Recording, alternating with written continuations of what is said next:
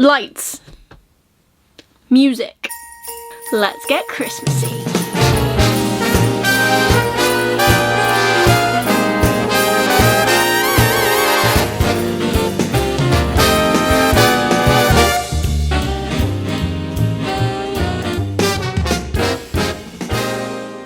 Hello everyone and welcome back to my channel. It's me again, Chelsea, and today we are filming a sad video. We are going to be looking at the books, or only 5 actually, of the books that I wish I'd read in 2021. Now 2021 has been a heck of a year for many different reasons. You know, we've had a rough start, we had a rough middle, and the end is a bit wonky as well, so that's really fun, isn't it? So my reading has been all over the place this year. I'm hoping to still hit my Goodreads goals, which I haven't hit yet as I'm filming this video, but I'm still fingers crossed that I am going to do it.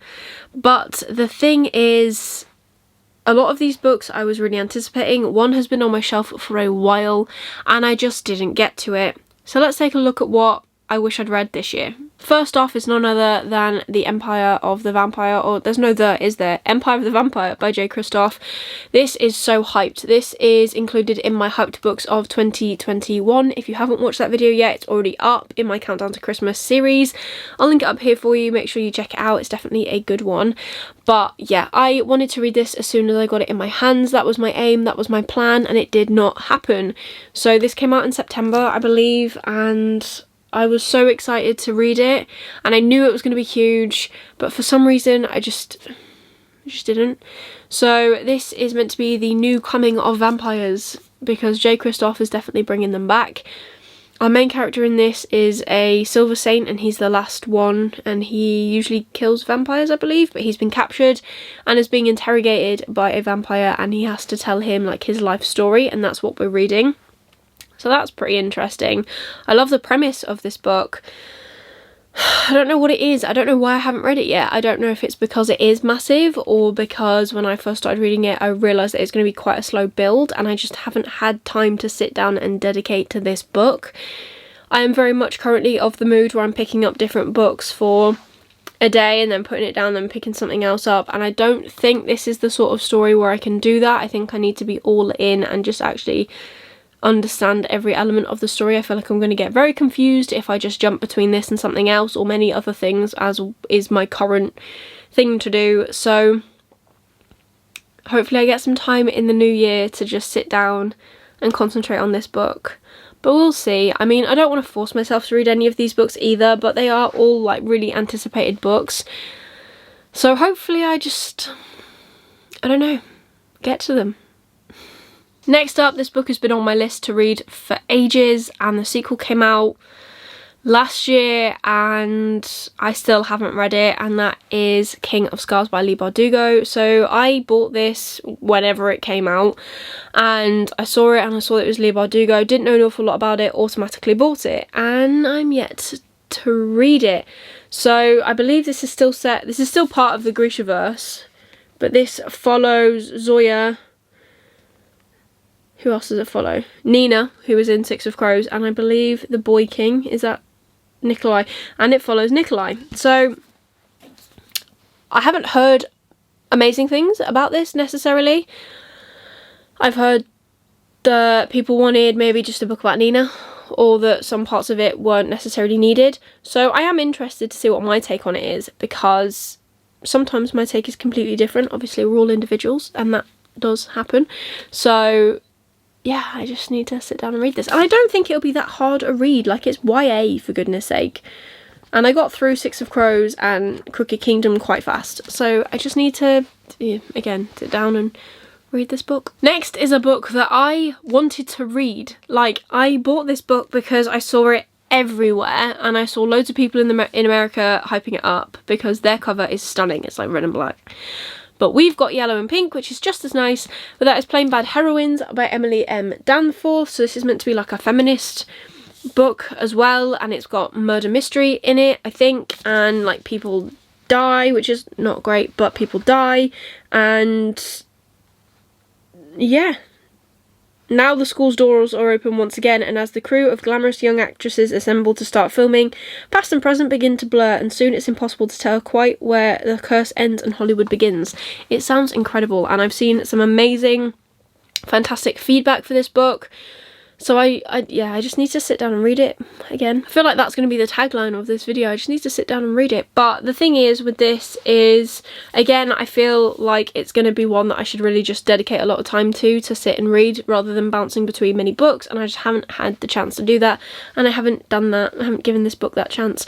So that's what I need to do. And I do plan to do that. And I do want to work on how I read, because I read quite chaotically. As a human, I read multiple books. I currently have like 20 odd books on my currently reading shelf. I film that video every so often, what is currently on my reading shelf, and I just need to take a load of bookmarks out so I can go into the new year fresh. That is my plan, that is my goal, that is my hope. So hopefully that'll be in a vlog coming soon. But yeah, I haven't started this, haven't dedicated any time. I haven't even actually tried this book yet, so hopefully I like it. The Black Coast is my 4th book in a book that I wish I'd read this year. I got, I think, about 40-50 pages into this book. It's really good. It's gonna be great. I know it's gonna be great.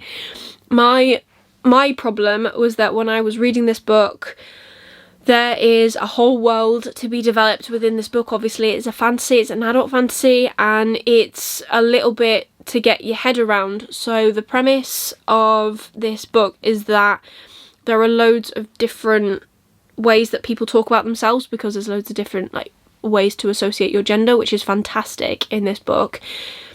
However, when I was reading it and I wasn't actually sat there concentrating, I needed like a lighter, fluffier read, I was getting really easily confused. But the premise of this book is so good. So the idea of this is that when they spot raiders on the horizon, the Knights of Blackkeep saddle their war dragons, preparing to defend their people. But this time the raiders have not come to pillage, driven from their own land by a demonic despot prophesying the end of the world. This raiding fleet comes in search of a new home. Meanwhile, the wider continent of Neridia is lurching toward war.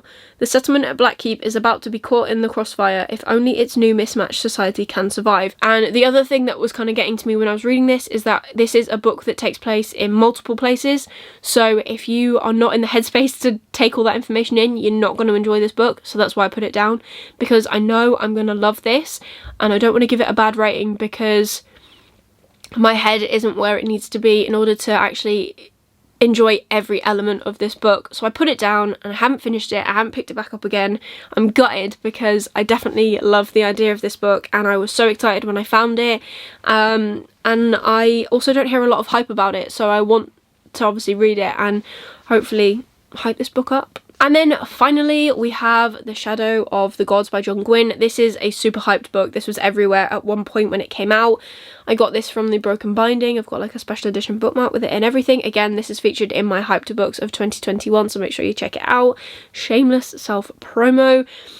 This book has got dragons in, so I was obviously drawn in straight away anyways, but John Gwynne is also a fantastic writer, so I knew that I was going to enjoy it because I enjoy the part of Malice that I've read. I haven't actually finished that book yet either, which is fantastic, but I've enjoyed what I've read and I love the way he is building that world up, so I think I'm gonna love this as well.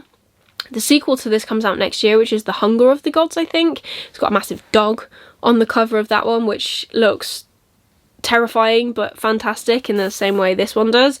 And I'm gutted I haven't read this yet. Like, on the back it's blurbed by J. Kristoff, Fanfi Addict, who I follow all the time, and Fantasy Hive, which I don't, but two of them are people that I know and follow and really like enjoy seeing reviews and or content from. This is a brand new Norse-inspired world and packed with myth, magic and bloody vengeance. The Shadow of the Gods begins an epic new fantasy saga from best-selling author John Gwynne.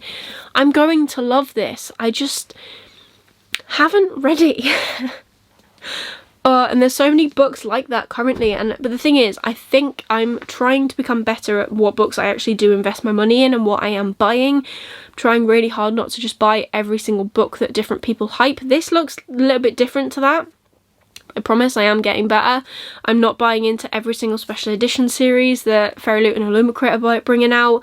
I'm not buying into every single like hyped book that people are talking about. I am doing more research into books and like making my own decisions, which you need to do, otherwise you end up with no space. And I currently have no space here, but I'm also in a limited space.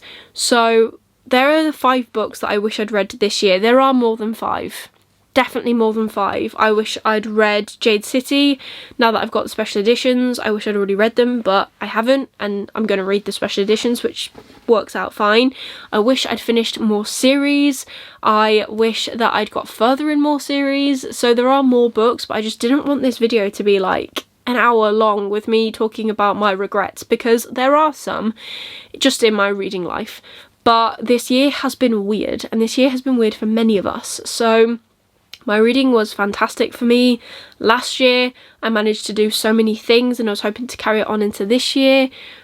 But my work was so up in the air, like I had no idea what was happening, and now I've got a new job and I don't know what that's going to be like next year. So I'm just going to take it a little bit slower, hopefully. And although I've got big goals for 2022, because I like setting impossible goals, apparently, I'm just going to try not to be too hard on myself. So that is everything for today's video. If you did like it, please give it a thumbs up. Really supports me and my channel. Leave me a comment down below. What is a book you wish you'd read this year?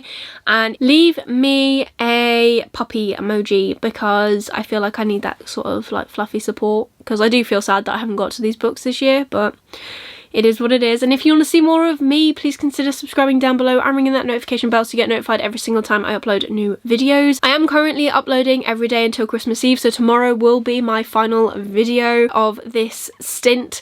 So make sure you come back tomorrow to see what that video is. It is a collab and I'm very excited for it. Usually after Christmas, my standard upload schedules are a Wednesday and on a Sunday, so be sure to stick around for more bookish content from me. But otherwise, that is everything for today's video. I hope you're having an amazing day, and I'll see you tomorrow for another video.